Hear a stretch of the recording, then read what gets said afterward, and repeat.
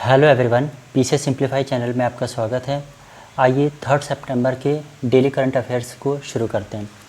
Friends, हाल ही में एक हिल कोल नाम का शब्द चर्चा में था। तो फ्रेंड्स, ये क्या है? तो ये हैजा की वैक्सीन है। ठीक है, हैजा की वैक्सीन है। ये कैसी वैक्सीन है? तो ओरल वैक्सीन है। अब ये ओरल वैक्सीन आप समझ लीजिए, एक वैक्सीन होती है जो आपको इंजेक्ट की जाती है, दूसरी वैक्सीन होती है जो आपको ड्रॉप के थ्रू मुंह में पिलाई जाती है। आपके टंग पे उसको ड्रॉप डाल दिया जाएगा और आप उसको अंदर कर लेंगे। ठीक है, तो ये ओरल वैक्सीन है, इसको बॉडी में इंजेक्ट नहीं किया जाएगा। इसको किसने लॉन्च किया है? तो ये हैदराबाद में लॉन्च किया है। किसने? भारत बायोटेक ने। ये वही भारत बायोटेक है जिसने कोविड-19 के टाइम में भारत की वैक्सीन बनाने में काफ़ी ज़्यादा सहयोग किया था। ठीक है, आइए नेक्स्ट क्वेश्चन पे बढ़ते हैं। हाल ही में कायॉन्स सेमीकंडक्टर प्राइवेट लिमिटेड चर्चा में था। कायॉन्स सेमीकॉन का मतलब है सेमीकंडक्टर। ठीक, ये चर्चा में था।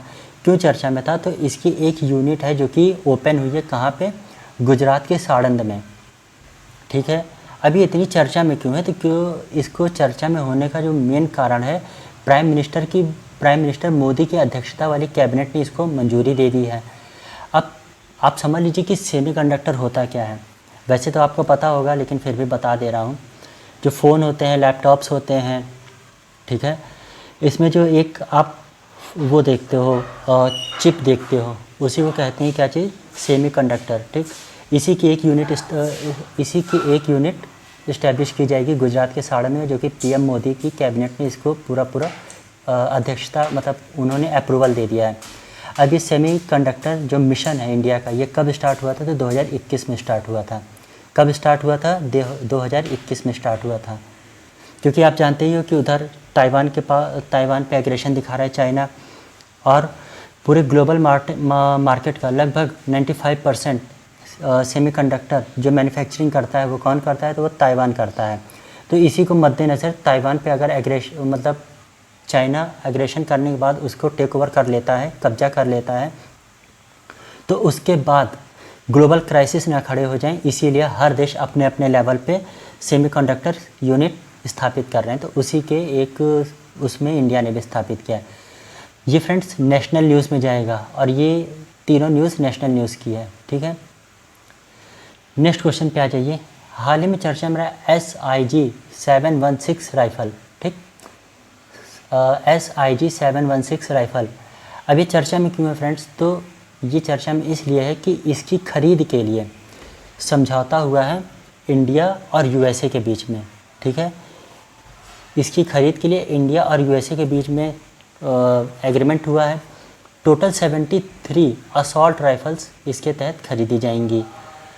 अब ये इसको ख़रीदने का मकसद क्या है? तो जाहिर सी बात है, हमारी आर्मी को एकदम मॉडर्नाइज़ करना है। क्योंकि आप जानते हो कि हमारे अगल बगल दो प्यारे प्यारे पड़ोसी हैं, एक इधर पाकिस्तान है और जस्ट हमारे नॉर्थ में चाइना है। तो दोनों से हमें निपटने के लिए अपनी सेना को मॉडर्नाइज़ करना पड़ेगा। तो उसी को मद्देनज़र रखते हुए ये राइफ़ल्स की परचेजिंग की जा रही है। नेक्स्ट पे आ जाइए। हाल ही में GST भवन का उद्घाटन हुआ। अब GST का तो आपको पता ही होगा कि इसका फुल फॉर्म क्या है? Goods and services tax. ठीक है, इसका उद्घाटन कहाँ पे हुआ था फ्रेंड्स? इसका इनॉग्रेशन हुआ है उदयपुर, राजस्थान के उदयपुर ज़िले में।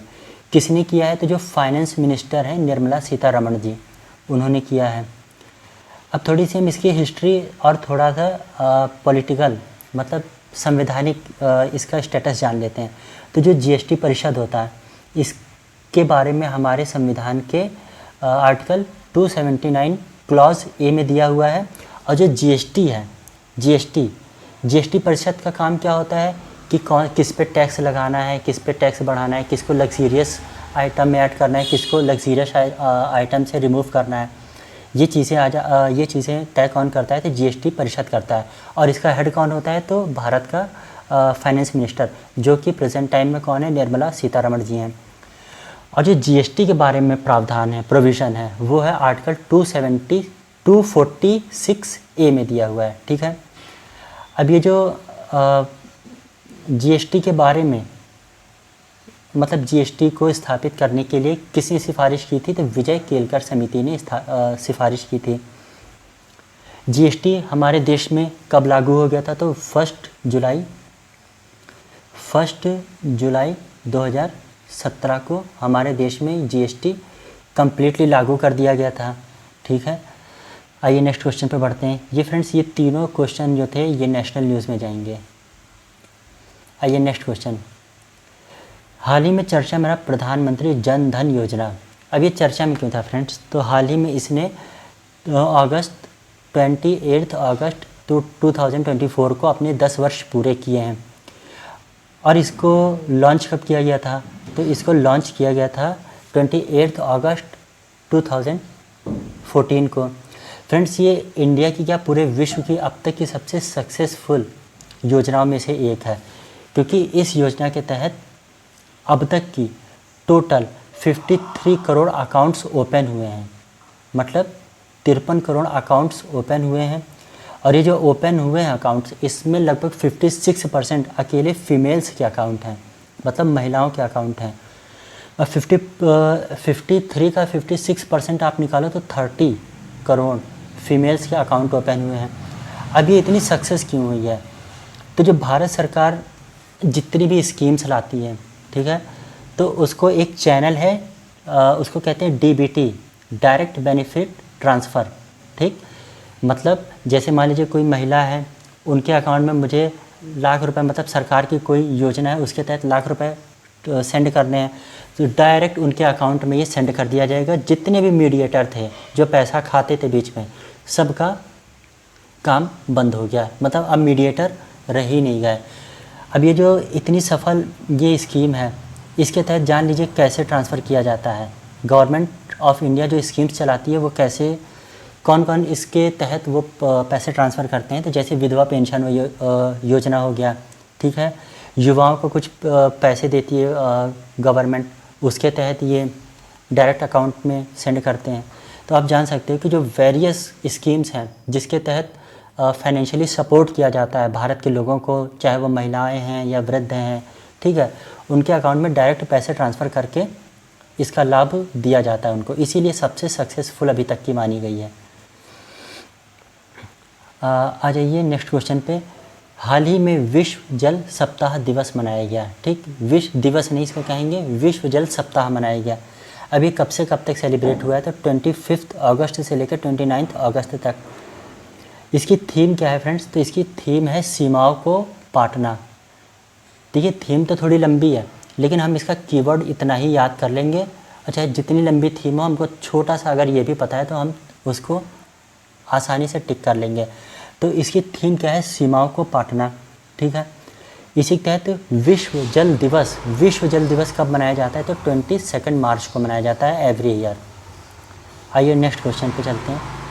हाल ही में देखिए, ये जो ड्यूरेंट कप है, ये इसका 133वां वर्जन था।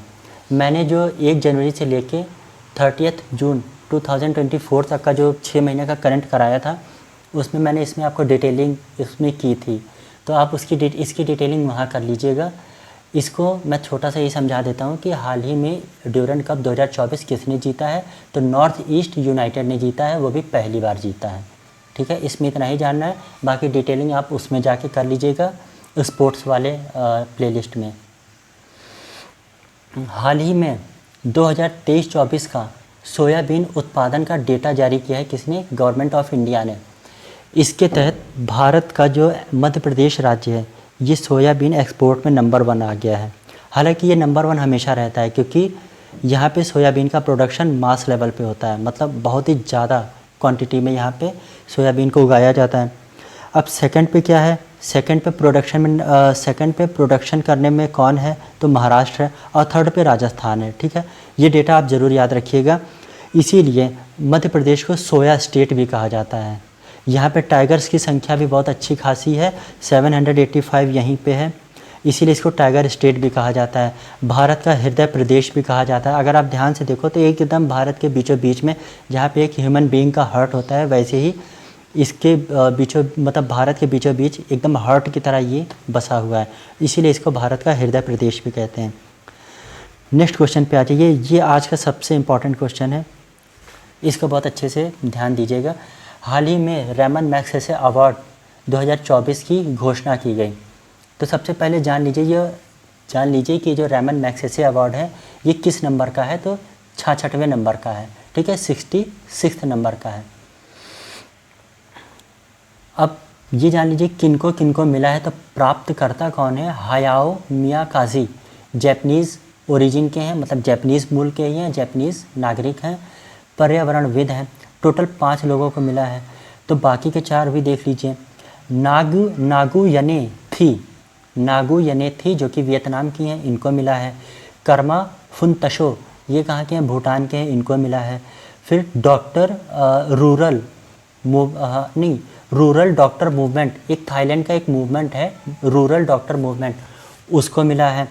और इंडोनेशिया की एक पर्यावरणविद है, मतलब जिनको इंग्लिश में एनवायरमेंटलिस्ट कहते हैं, फरवीज़ा फरहान, इनको भी ये अवार्ड प्रदान किया गया, यानी टोटल 5 लोगों को प्रदान किया गया है। अब आज आइए जान लेते हैं इसकी हिस्ट्री। तो फ्रेंड्स, इसको एशिया का नोबेल प्राइज़ भी कहते हैं, ठीक है, एशिया का नोबेल प्राइज़ भी कहते हैं। और इसकी शुरुआत कब हुई थी, तो इसकी शुरुआत जो हुई है वो 1957 में हुई है, लेकिन जो फर्स्ट टाइम डिस्ट्रीब्यूशन हुआ था वो 1958 में हुआ था, ठीक है। मतलब घोषणा कर दी गई थी कि अब से हम रेमन मैग्सेसे अवार्ड के डिस्ट्रीब्यूट करेंगे, और घोषणा करने के 1 साल बाद यानी 1958 में इसको डिस्ट्रीब्यूट किया जाने लगा। अब आ जाइए कि इसका नामकरण किसके नाम पे किया गया है, तो जो फिलीपींस है, फिलीपींस आप जानते हैं कि 7416 आइलैंड्स का एक द्वीपीय देश है, पैसिफिक ओशियन में है, ठीक है। तो वहाँ के जो 3rd राष्ट्रपति थे उनका नाम था रेमन मैग्सेसे, उन्हीं के नाम पे इसका नाम पड़ा हुआ है। ऐसे कौन से इंडियन है जिनको पहली बार, मतलब पहले इंडियन का नाम पूछ सकता है कि कौन थे जिनको रेमन मैग्सेसे अवार्ड दिया गया, तो वो आचार्य विनोबा भावे थे।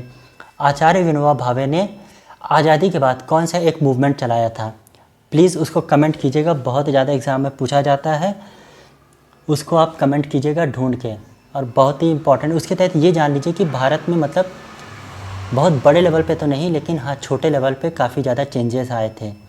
अब आप ढूंढ के इस पर कमेंट कीजिएगा। इसको एशिया का नोबेल अवार्ड कहा जाता है, ठीक है, एशिया का नोबेल अवार्ड कहा जाता है। आज का फ्रेंड्स करंट अफेयर यहीं समाप्त होता है। हाँ, एक चीज़ और, अभी हाल ही में जो फिलीपींस है, इसको साउथ चाइना सी में चाइना की एक नेवल शिप ने टक्कर मार दी इसके शिप को। मतलब एक तरीके से दादागिरी चाइना अपना कर रहा है कि ये हमारा एरिया है, जबकि ये अपने एरिया में ही थे। तो वो एरिया कौन सा है वो आप सर्च करो और इस पर कमेंट करना। मुझे तो पता है, मैं बता भी देता, लेकिन थोड़ा आप सर्च कीजिए कि चाइना की नेवल शिप ने फिलीपींस की नेवल शिप को कहाँ पे टक्कर मारा है। साउथ चाइना सी में ही मारा है, लेकिन वो किस जगह पे मारा है, ठीक है। चैनल पे नए तो सब्सक्राइब कर लीजिए, बाकी लाइक कर दीजिए, शेयर कर दीजिए। धन्यवाद।